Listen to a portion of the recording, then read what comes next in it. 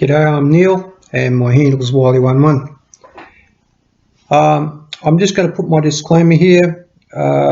Whatever I do and say on these videos is well-intentioned and well-meaning advice. I accept no liabilities whatsoever for any disclosures. If you take some advice or act on something that I'm saying on these videos, you do so entirely at your own risk. I'm doing it based on my experience. These videos are my attempt to give back to YouTube for the help and assistance that YouTube has given me. So once again, you follow along or follow advice from these videos entirely at your own risk. Okay, and if you're not happy to do that, click this off and off you go.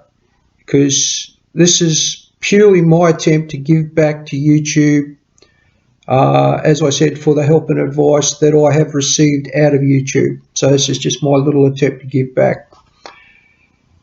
If you're happy to follow along at your own risk, buckle up, sit in.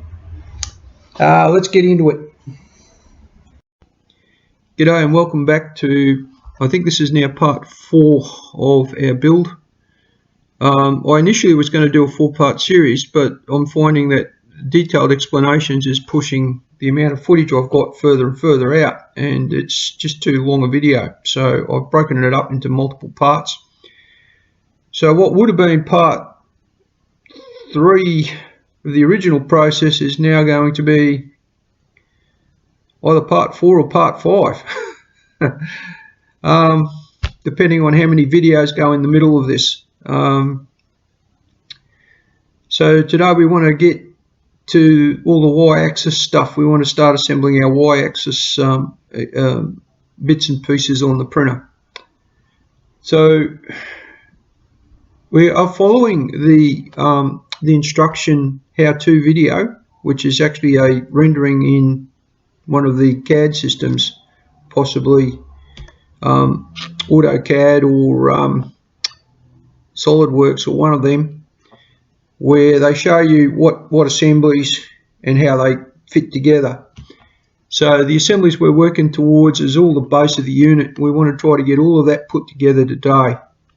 Now there'll be a lot of footage. I don't know how many parts this is going to end up as, so that's the confusion about the part number. And we're just going to take it step by step. So let's get into it. Thanks for tuning in. Right, so I've given up on trying to fix the light levels. It's not happening. So where we got up to yesterday, what we did was we fixed the, we had to go up some parts, which we've done. Here they are. I'm just trying to organise everything so that you can see everything's done with an end goal in mind. Now, all the parts are actually back in the box. My rubbish bin is handy for all that crap that we peel off. My scissors are here, all my tools are here in the tray. I'm just unpacking the job, so I thought I'd bring you to it, the setup and unpacking. There's my tools. And the kit's back in its box, sitting beside the table. So I'm just going to unpack where we got up to. There's our hardware bag, all our hardware's there. Our rods are here. I want to try to get to putting these in today.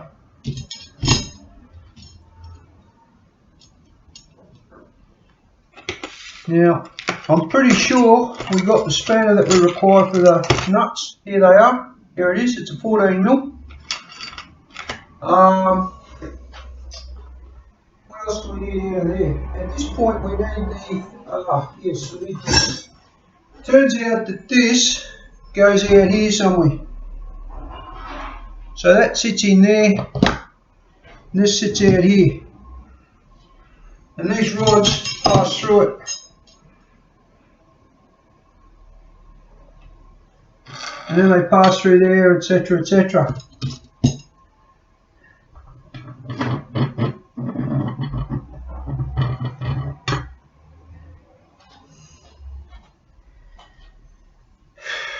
And this looks like it takes a bearing,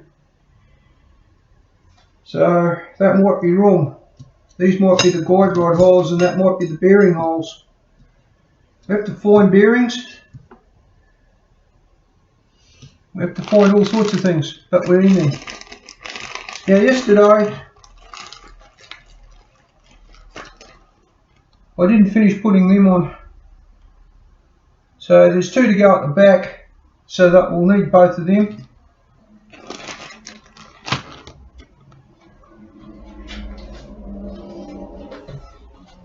And like the ones on top, we're leaving them loose. Alright, got my coffee. Just going to enjoy a bit of coffee for a sec.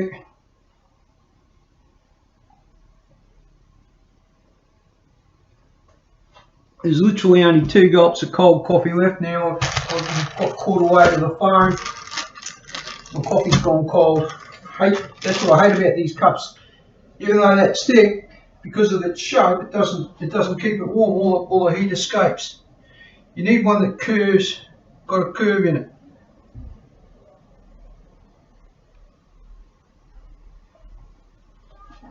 Keeps the heat in. Righto, let's deal with the cup.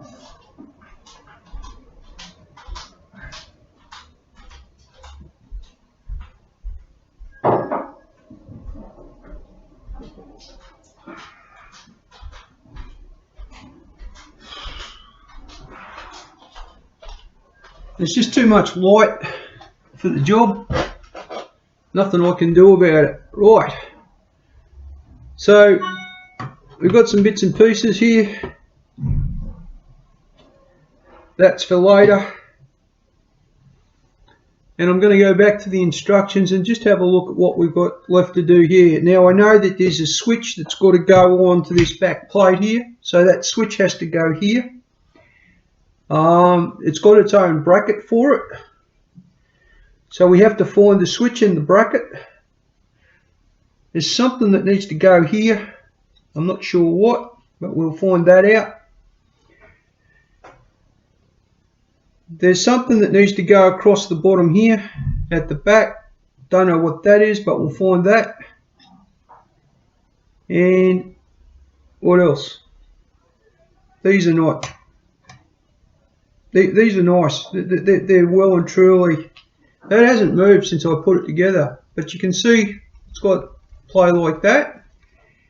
And there's literally nothing that allows you to adjust the feet. So we're going to sit this whole thing on a board with adjustable feet. So we're going to make that after the project. So what else we got here? Well, we got to find that switch. So let's start with the switch. Now I'm going back into the kit. Here's all the switches. It's up to you in the top level. There's 3 of them. There's one X, one Y, one Z, and we just need one of them. So we're going to undo that and untangle the switch. Whoa, that is well and truly in there. Now, I think it's just a signal switch.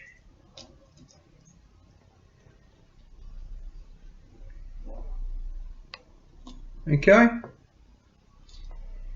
Oh, there's more than just one type of switch here. Let's have a look and see what we got. Oh no, there's a power wire. So there's a high power wire. That's a don't mess with me wire. And 3 switches. One of these switches is what we need. So there's a high power positive, high power negative, and a bunch of switches. And this switch has to mount. Oh, okay. They're not actually, they've got heat shrink on them, but the heat shrink isn't actually shrunk. So what I'm going to do is I'm going to test. I'm not just going to accept that it's come from the manufacturer and it just works. I'm going to put a continuity test across that to make sure that we're chucking it on and it's going to work fine. So the first thing I'm going to do is I'm going to heat shrink those to make sure that they're solid. So I want to do that first, because to me it's pointless if you're going to put heat shrink on something like that, and I'm pretty sure it's a heat shrink. If it's just plastic, then what I'll do is I'll come in here with some heat shrink, and then I'll put the plastic over the top of the heat shrink. Because that to me is useless, right? That's the sort of thing that's going to wear out. It's not going to last. And that switch is pretty good quality switch, I suppose. I mean, I've got some of these switches. I've used them in the past, and they've got a roller on them. And they're there as a stop, like as a last cut of power because it's hit the end, right? It's like the railway car's coming back and it hits the buffers at the end of the track. Well, that's what this is. Hits that switch, don't go any further. That's all she wrote. You don't ever want it to get to that, because if it's getting and activating that, you want to set up before that activates, that it just touches it. Now that travel is almost half a centimetre before it activates the switch. So if it's hitting that,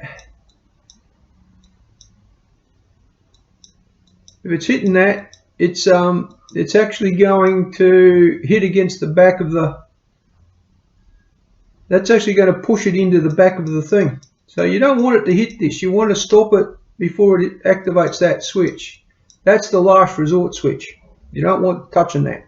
But you also want to make sure that that last resort switch works. So we're going to do a continuity test across this before we fit it. So let's do that. All the rest of this is going back in the kit, exactly as I found it, all wound up. If I'm going to do heat shrink, I might as well do all of them. And I'll put it all back in the kit, prepared correctly. We'll go back over to the close work area on the bench, and we'll initiate that with the heat shrink on it. Alright, so already we've made modifications to the kit, and what we're doing is we're thinking ahead. We're thinking about what does that need to make it live a lot longer. Now I'm just going to show you something real quick. When you pick this up on its side, see you've got access there to your plugs, right, and they're facing forwards. Now I wasn't exactly sure which way to face it, whether you face it backwards, because if you face it out here, the wires are all exposed, and then they'll be bent underneath and back through holes and whatnot, and I wasn't sure whether that was the right thing to do, so I faced the plug forwards in the hopes that the wire will come down through this hole here. Don't know if you can see it. There's a hole here. Put my finger in it. Ow, ow, ow. Sharp. Remember what I said about jagged edges?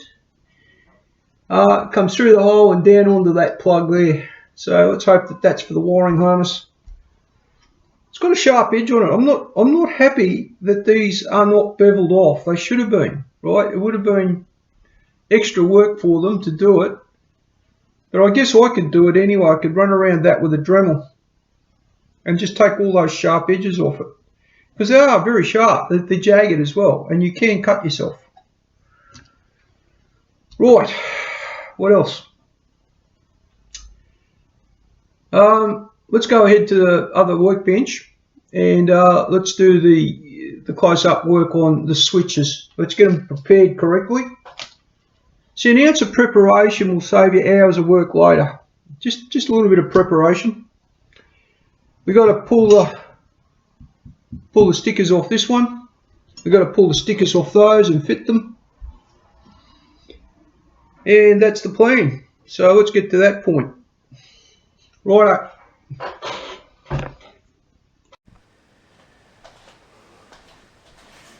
Rightio. So what you need to take this nut off is an 8mm. What I did was move the washers over into our main hardware bag, and I'm going to put that to one side. Just going to put these rods to one side. We are doing the Y-axis, and I think the Y-axis is going to be the longer ones. So I think these are the ones that we need. But I'm going to put them to one side. They're already sorted out. When we come to use them, we'll be able to. Pretty sure they're going to be X-axis, and I'm pretty sure they're going to be the Z. we'll find out as we go.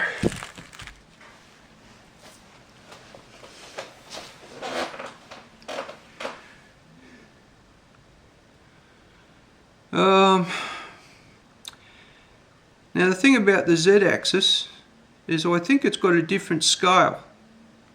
So you can see that the tread pattern is finer on this one than it is on this one. Alright, so one of them's going to be Y and the other one's going to be Z, and we just have to sort out which is which. Okay, what else? I don't know. We got this apart. You can see what I'm saying here with this. Those washers that are in there, they're too small for these flat washers. So they're actually going inside the flat washer and not staying square.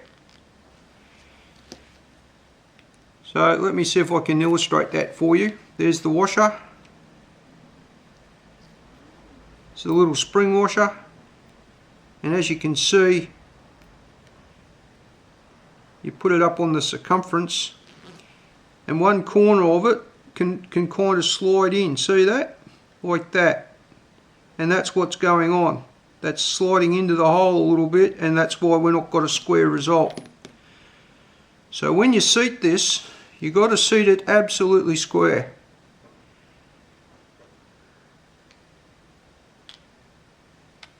Now the reason that happens, there's the bolt, there's the washer, and you can see how much play that has. Now because that's a spring washer, what we can do is we can close that up a little bit. But if we do, it's going to fall inside the hole even worse.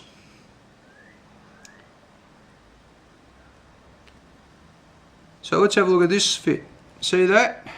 It's not the right one for the job. The washer's way too big. It's got a seat much neater inside that. So these are not the right washers for this job. They're nice and thick. They're stamped washers. And the problem is that over time that this thing will vibrate, and that'll vibrate around on this bolt. So it's all right, I think, if the spring washer vibrates. Okay, that's fine. That can vibrate as much as it likes. It's meant to move. But this is also going to vibrate. And because that's going to vibrate, that's going to give us a problem. So we need to replace these with the correct washer for the job. So what I'm going to do is I'm going to have to do a run up to the nut and bolt place again. You're going to be sick of the sight of me, aren't they? So we're going to do another trip up to the nut and bolt place, the fastener place at Diner. And I'll bring one of these along. But I'll tell him I want a much snugger fit to do the job. It doesn't need to be that big, it does need to be that thick. But there's the bizzo. Why don't I just reassemble this? That's a good idea. Let's do that. So let's assemble this again. So that goes on. Then the spring washer. Then the bearing. Now, what you should do is have another little flat washer on the bearing. You should never have a spring washer straight on a bearing or on a bush, because it's not a flat surface, right? So you need another little washer, just a small one, to go between the bearing and the spring washer. And then what you've got is something that will keep it straight. See that? That's not going to go straight. It's going to go cattywampus. So let's solve that problem. So the way this worked was that went on there. So what I want is I want another washer. I don't like these round beveled bolts. going into that. This one's a lot better because it's got a nice big head, but I still want to see a washer on that. So I want a washer there, then this washer, but with a better fitting hole. Then the spring washer.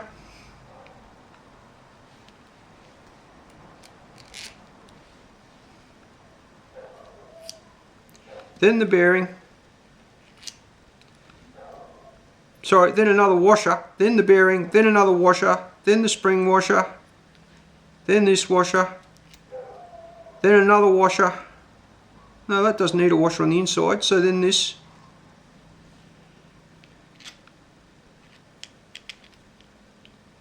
Okay, and while I got this apart, well, you can see here, there's a problem there. Look, see, that's going to rattle around, right? And then you're just going to put a nut on the end of that. So what's that going to do? You guessed it, it's going to cause micro friction. This is going to give you a problem. That's a terrible design. Terrible. We're going to fix that. And see, your bits, they're going to do this even in a small way, even if they're doing that. This bearing is not going to remain true. It's going to go all over the place. So even if you screw that up straight, that bearing is going to have so much play in it, it's going to give you problems. So we're going to fix all that. Okay, so that's it for the build for the time being. We've got to go to the nut and bolt place. You know what? I don't care. We can do that later. Alright, we've got a bit of a job to do here. We've got to pull these bits of paper off. I'm not sure how many of these we need. I think we need, you know, like one on the back, two on the top. I don't think we need all of them. I think we just need 3 of them. So these are going to go back into the kit, I think. I'm going to put them in the hardware for the moment, in case I do need them. I haven't identified what these are. It's not apparent. They're possibly on the x-axis, these ones, when you go to put on the caddy. I've no idea. Could be anywhere. Anyway, we'll find out as we go along. Rightio, so we're going to put them to one side. We're not going to worry about them. Over with the rod. Bump the camera. Sorry, guys. Rightio, so let's this is going into the rubbish. You can see that that's just plastic. There's literally nothing can be done with that other than chop it all up nice and fine. Use a pair of scissors, shred it up as best you can and chuck it in the bin. Make sure you shred it. Don't just chuck it in the bin like that, because that'll take years to break down. If you shred it all up, it's got half a chance of breaking down a lot quicker. But this is all glossy and nice, and it's the sort of stuff that just doesn't break down, you know. It's even got a waxy coating over it. You see, I can't even pull that apart. You know, that's pretty solid plastic. I can tear it once I've got a tear in it. Got a lot like Glad wrap. Well, that's what it is, isn't it? It is Glad wrap. Look at that. It is Glad wrap. See that? It's all Glad wrap. Strong stuff. Really strong. So you got to cut all that up. Okay. I don't know if you want to watch me pulling bloody paper off shit. We did that yesterday. You get the corner up, you go nice and slow.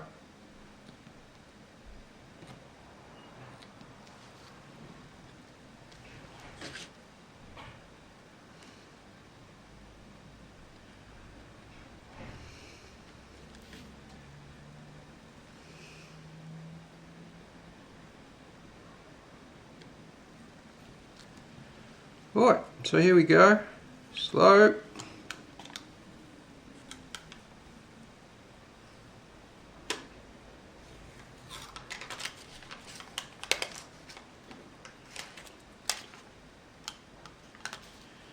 That decided to tear because I went too quick. Got to go slow.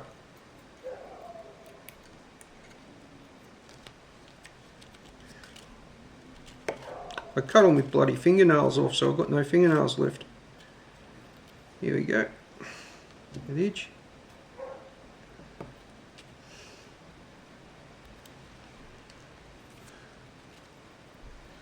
It's getting dark, but it's really sunny outside, so I don't know what the story is and why it's getting so dark. There must be some cloud cover coming in from the west. So I mean, I'll have to get up before it starts to rain or something, because I'm on the motorbike. To go up to the nut and bolt place. So I just wanted to get some work done before I leave. Once again, taking your time, no rush. Now you've got this corner, see? You want to get round those corners and tease it up on the corner. Got my fingernail in underneath it and I teased it up with my fingernail. What there is of it. I got only a little bit of fingernail left because I cut them all off the other night, or last night actually. And we want to get around this corner, you'll be able to see it a bit better. So I just get my fingernail under that corner, make sure it comes up.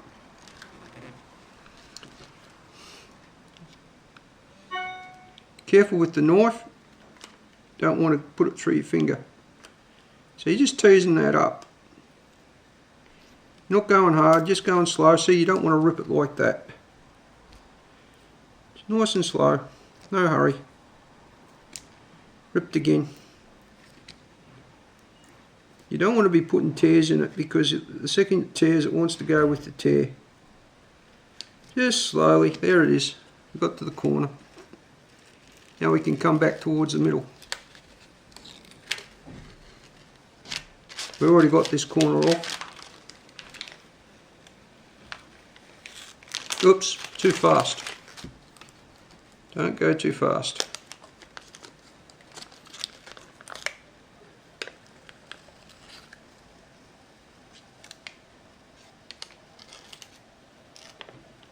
There we go. And she's off. Now all that's getting shredded, put in the bin. So all our rubbish got to deal with, and then we put it in the bin. Rightio, let's do the back. Once again, start at one of the corners, just tease it up. Careful with these knives, they are super sharp, Stanley knives. Don't need to be cutting yourself.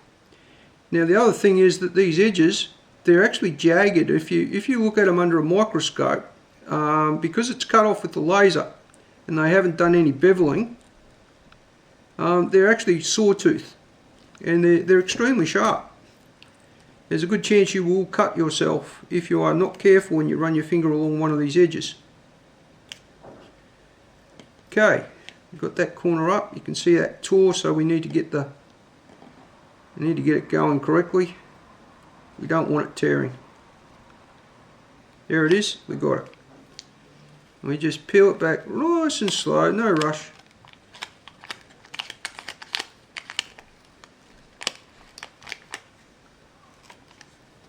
Now we've got to get across to this other side.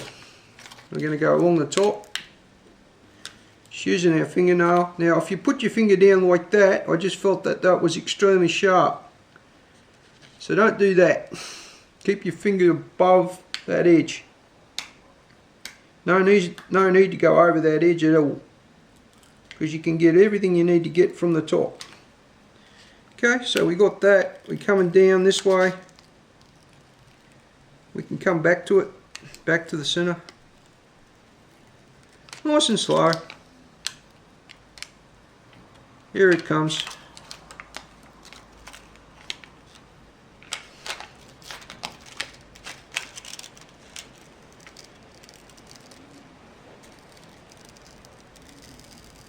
Oops, that's tearing.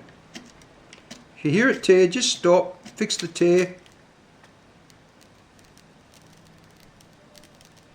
Now, see all these edges, they're really jagged, right? They are not beveled. They just cut with the laser cutter and left. So that paper is actually caught in the jagged bit on each of those edges, which is why you've got to take your time.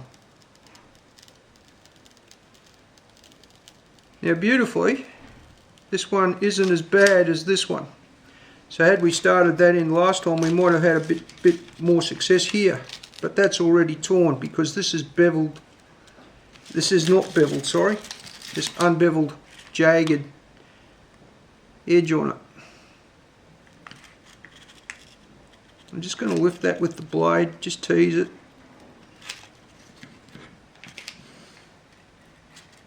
See that? Teased it up with the blade. Get rid of the tear.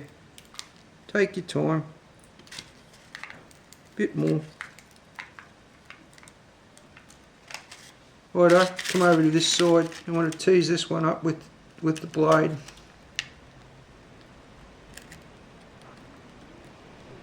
Now you don't ever want to cut towards yourself. That's a big no-no with knives.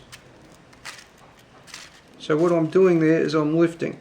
See that? I'm not actually cutting, I'm lifting. I'm just using that blade to lift that paper. Straight up in the air. I'm not coming towards myself in any way, shape or form in a cutting action. I'm using the point of the blade, shifting it, getting my hand out of the road so that I've teased that edge up.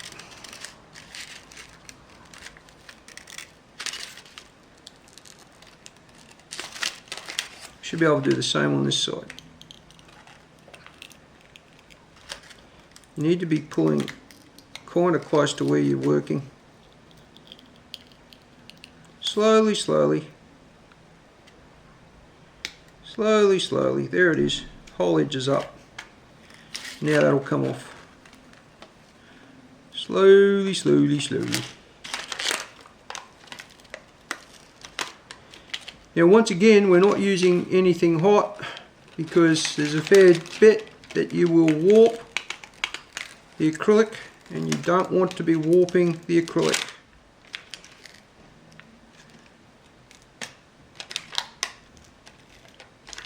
Okay, so we got a nasty little bit here. Again, tease it up with the edge of the blade. Just teasing it. Just like that. Not cutting. It's not cutting at all, right? You're just teasing it up into the air. We've got a torn piece here. Going nice and slow. Righto, we got through the tear. Nice and slow.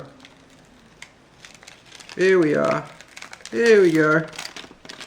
And we're done. Now that gets shredded as well. Alright, I'm going to turn this off. You don't need to see me do it. Righto, so what's going on? It turns out that the washers are going to hold the build up. So we've got to go up to the nut and bolt store. So that's the end of putting this together. Where have I gotten to? Well, I've stripped all these. Here they all are, all stripped out.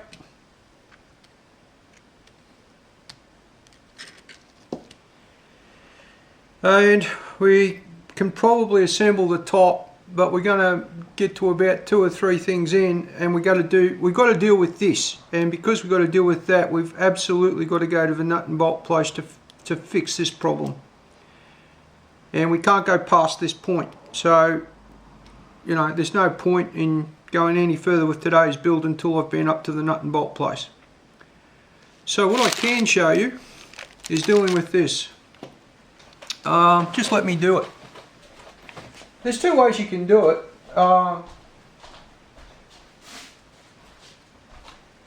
There's the rubbish bin. You'll notice I've got a plastic bag on that. I don't use that plastic bag. I tip the rubbish out of it into the bin. It just goes loosely in. I have a shredder, but for that amount of shredding, there's literally no point in getting it out. So what we do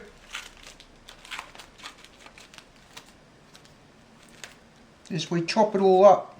Oh, that's not chopping. That plastic is going to be a problem. It doesn't want to chop. But this can just chop it. Do the same job as a shredder does. And that size there The environment doesn't mind that at all. It'll happily shred that, break that down, no problem at all. So before I put that in the bin, everything just gets nicely chopped up. You don't want to be doing it too hard on yourself. Well, it scrunches up beautifully. You don't want to come apart again. You know, that's what I should have put it straight into the shredder or something. Just don't want to make it too hard for the scissors to cut through, that's all. So once it's that size there, chuck it in the bin. And what I do is I empty that. I don't leave it in plastic, I empty it into the bin.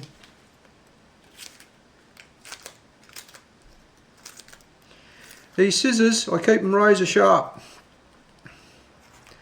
So if they get all gummed up, you've got to go and clean them. And they are getting gummed up. So there's another job. Bit of tool maintenance at the end of this. Now this takes a bit of extra time, but I'd rather take 10 minutes now than have that take an extra 10 years in landfill. You know what I'm saying? It's only 10 minutes. You got that, and you're saving the planet. Yeah, nicely chopped up. That'll break down beautifully in landfill. There's no problem. It's going into landfill. I haven't got a use for it. So it's going into landfill. Here we go. The shredder only takes seconds to deal with that. I didn't bother getting it out because it's only so much of it. Not worth getting the shredder out for. If you've got a whole pile of it, the shredder makes very short work of it.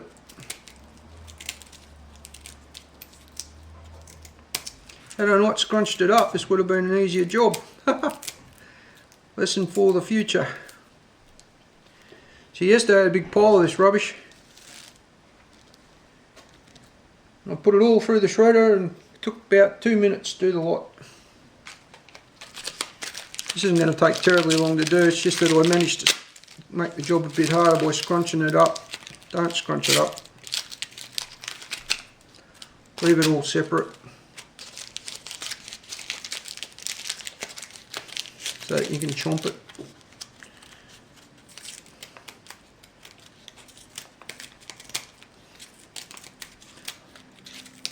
So you can do this with cardboard, any kind of scrap paper that you're not, so you can't recycle that because it's all waxed up on one side. There's just no application that you can recycle that kind of paper that I can think of. I can't think of anyone that takes it off you if you have it. So again, see that? And that'll all break down beautifully. I don't know what's in the glue or the wax, but I'm assuming it's going to break down as well.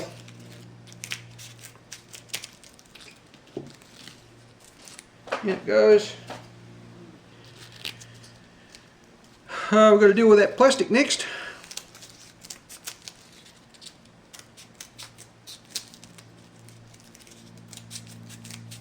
It's hurting my fingers because I've cutting through a fairly thick wad of it.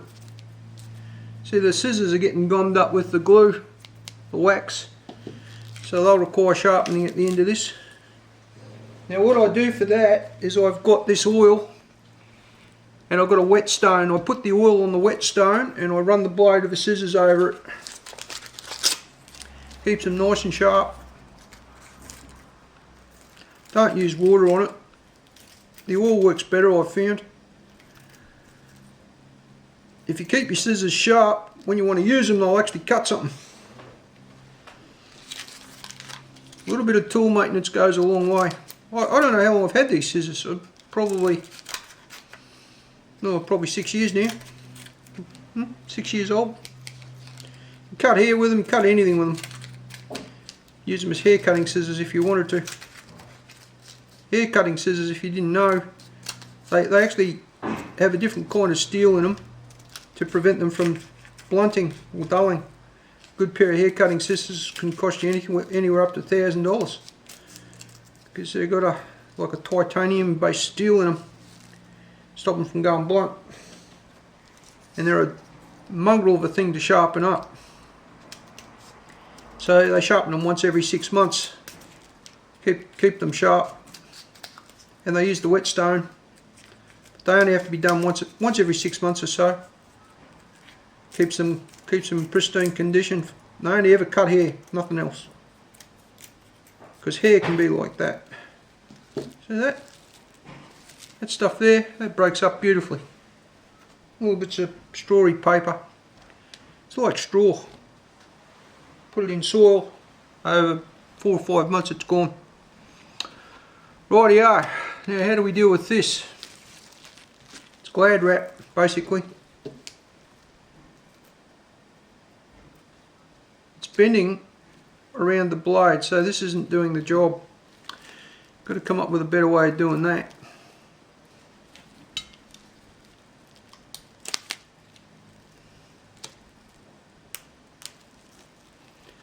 Yeah, that's going to take... See, the difference between paper and plastic, breaking it down, even if you cut that up, how long is that going to take to break down in landfill? What do you reckon? 1,000 years? I reckon that'll still be around 1,000 years from now. Even if you buried that in bloody sulphate of ammonia, that'd still take a long time to break down. I don't know what to do with this.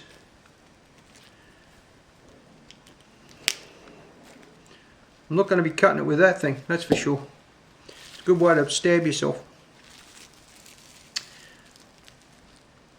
If anyone's got a suggestion of how to deal with this kind of glad wrap and shit, pop it a link in the description for me. Well, if you bunch it up, it cuts. So unlike the paper, that will cut nicely if you bunch it up. So I bunched it up.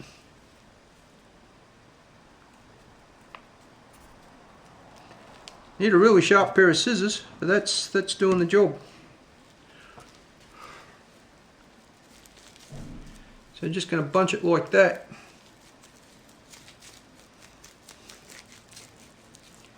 Looks to me like I'm going to get a result. Now that stuff there, it'll still take 1,000 years to break down, but tree roots can get in amongst it. You know, it's not going to strangle the tree root. Plant roots. Yeah, it's going to work. I'll spend another 5 minutes or so doing this. Got all this stuff here. And then the residual of that, all of that, it just gets tipped in. I tip it into the bin. I don't throw the plastic in. I just keep that plastic there in case anything wet comes through. Bit of moisture in it, bit of oil in it, and then you don't have to clean your bin. You can clean the plastic a lot easier. You just bunch it up and you do this to it and throw it away. Get another one. I've got a couple of these plastic bags where people have given us, like I think that come with some sand shoes or something. It's a reusable bag, right? But it didn't need to come in a plastic bag at all. It was a pair of sand shoes, could have come in a cardboard box. I've been quite happy with it. Didn't need the bag. Told the lady. Didn't seem to make any difference. Anyway, happy to carry a cardboard box around in the shopping trolley. I'm okay with that. Happy to carry an actual bag. Put them in it. Paper bag. Much happier with the paper bag. The days are gone when, you know, like plastic bags became so cheap, they phased the paper bags out. But in olden days, they used to give you groceries in a paper bag. I can remember my sister and I carrying 3 or 4 bags between us each, you know what I'm saying? Used to get them in a jute paper bag. And then one day they gave us these plastic bags, and suddenly instead of 3 or 4, you could carry 6 or 7. So you could put all the groceries together, so they became more popular. And over the years, millions and millions and millions of them have gone into landfill. Billions of them. There's probably more plastic bags in landfill than there are people on the planet. And we're seeing the results of that. I've put a couple of videos up. I don't know if you even see what I'm doing. I'm cutting out a shot. But I've bunched it up and I'm shredding it like that. You gotta fold it over, chop it. It will break down if it's in small pieces like that. The tree roots will get in amongst it. It'll hold a bit of moisture, and in fact it'll do a lot more good for the tree roots because they'll hold moisture. They'll attract the moisture and the tree roots will sap that moisture out. It won't evaporate away back through the soil. It'll hold it. So when they're that size, if all the plastic bags were shredded like this, we wouldn't have this problem. There'd be a big bunch of shredded plastic in the soil, and the trees would be loving it. They get their roots in behind that, and there'd be bunches of moisture when it's drought. It'd make the plants drought tolerant. It'd prevent the moisture all evaporating out of the soil if it's deep enough. So the plant would have down deep, it'd have all this moisture source, and up top it would have all the nutrient source. Have the best of both worlds. And all that urea and phosphate and stuff would sink down over time into this and break it all down. And you'd have a solution saving the planet. It took me about 10 minutes or so to do this, but look, I'm happy to do it. As I said, with the shredder, this won't go through your shredder, it'll gum it all up, so you don't put this through the shredder. You got to deal with it. Glad wrap is terrible stuff. It doesn't want to cut. Looks like I found a way to do it. In the past, what I used to do was use the guillotine. I've got a guillotine as well, up there at the top. I used to guillotine it all up. I used to layer it, and then I'd go squish, and I'd create guillotine strips of it. Because the guillotine's razor sharp like the scissors are. I always keep things sharp. No point in having anything that doesn't cut if you need to cut something. We've got my 30-cent cup of coffee here. Now the reason I'm doing this is I'm putting off going up to the bloody... You know what? Don't know what we're going to do with that. That's acrylic. That's not going to break down for 10,000 years. Right? So when this is all said and done, it has to be pulverized into a powder before you can put it in landfill. It literally needs to be smashed beyond any 2 atoms of the resin, the acrylic. Resin, it lasts thousands, and like amber. Amber is actually a resin, and it's a tree bark resin which has been compressed over many millions of years. And amber can be millions of years old, getting compressed in the earth. And I've got to tell you that this is no different. This has been compressed resin and treated with heat, so it's like it's been treated in the earth already. So unless you pulverize that, it's going to hang around for millions of years. So you can't just chuck that in the bin. That's got to get pulverized. And it's the same with anything plastic. You've got to break it down little bits. This is actually therapeutic, but these scissors are starting to dull now. That glue has gotten on those blades and it's dulled them up. They're still sharp, but they're not as sharp as they were when I started. So it's getting harder to chop these little strips. I guess I could get the guillotine out and just go chomp chomp chomp with the guillotine, but I don't want to go to a lot of trouble here. I just want to get it done, move on to the next scene. Coffee, coffee, coffee.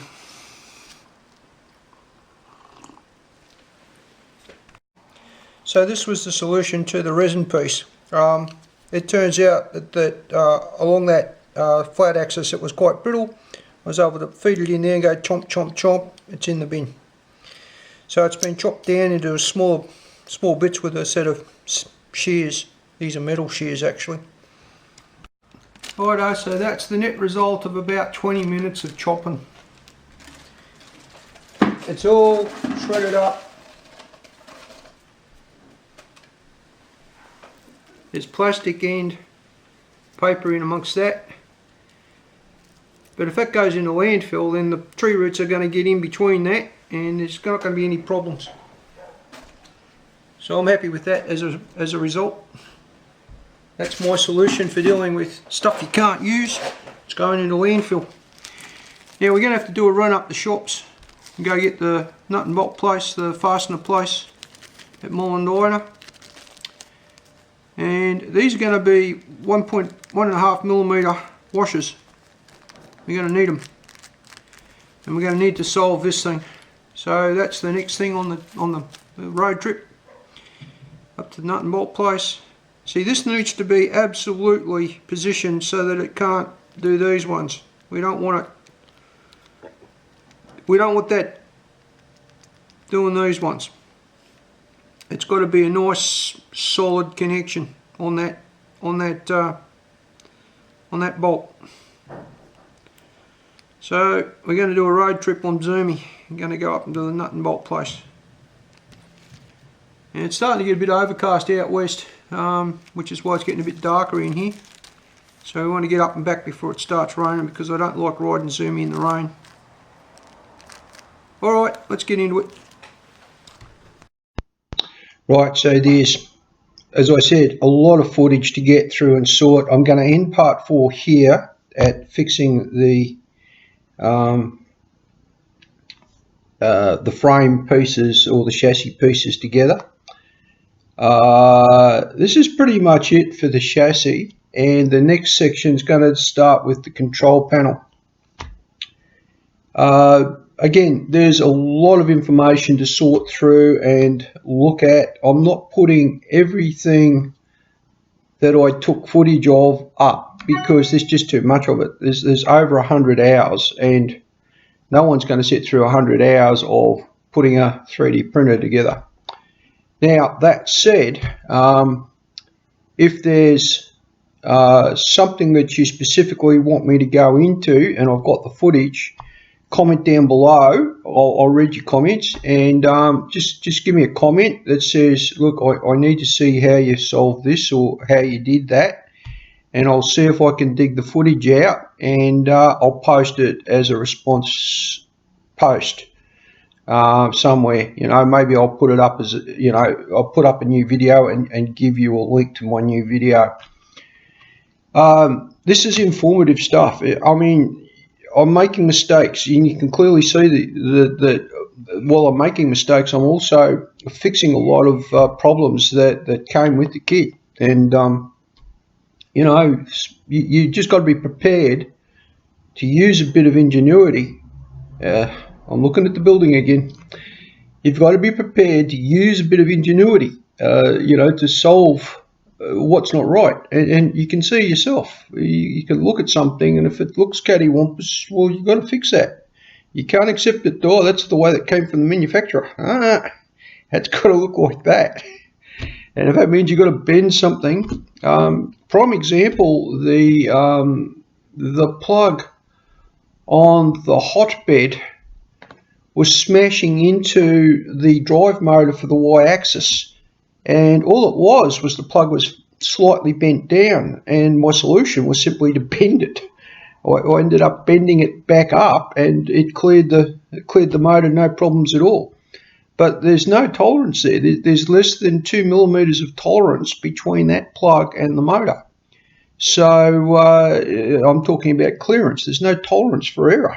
If it's bent, it's going to bash into that motor, which is why you don't want to be dropping anything hot or anything on that plug. You want it to remain where it is. That's one of the things we fixed, and there's footage of that somewhere where I've bent it. I'm not sure where that is, but I'm not sure it made it into the video either. So what we're going to do, the plan is to cobble this together here. So this is basically the finish of all the chassis work apart from the hotbed. And then we're going to talk about running wires and testing switches and basically solving the issues as we find them moving forwards. There's a lot of cool stuff to come. And I'm going to make sure I get everything that I did that I thought was cool up and so you can see it.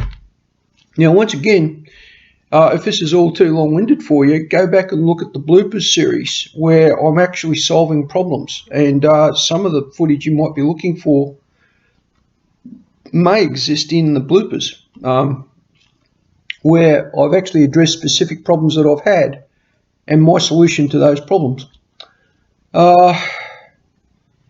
This is not easy. Like, it is and it isn't. You're like, had I followed the provided instructions, it probably would have been a lot easier.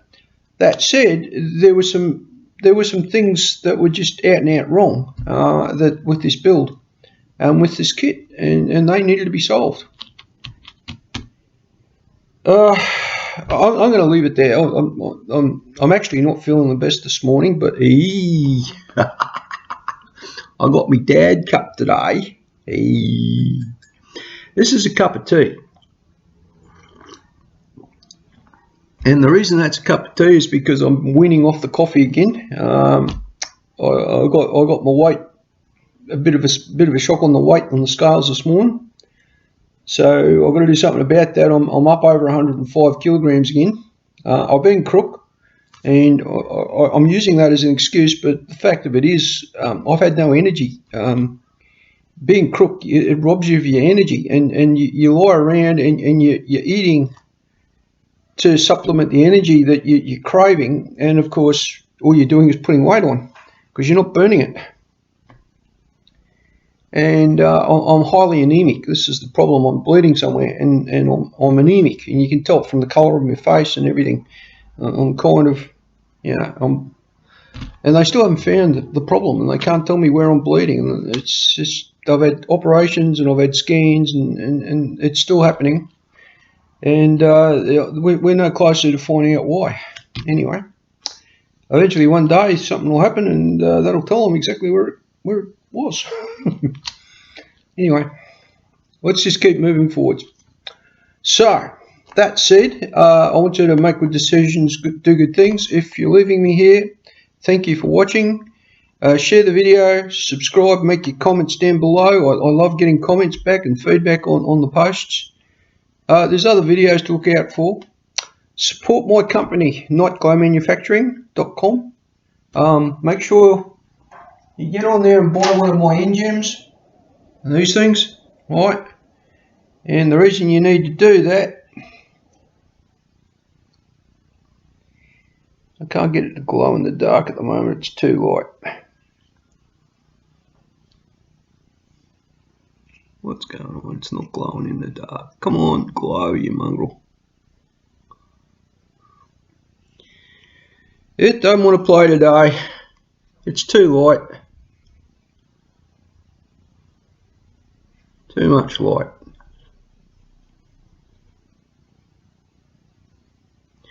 I'll put it down here. It's going to work fine. Yeah, there it goes.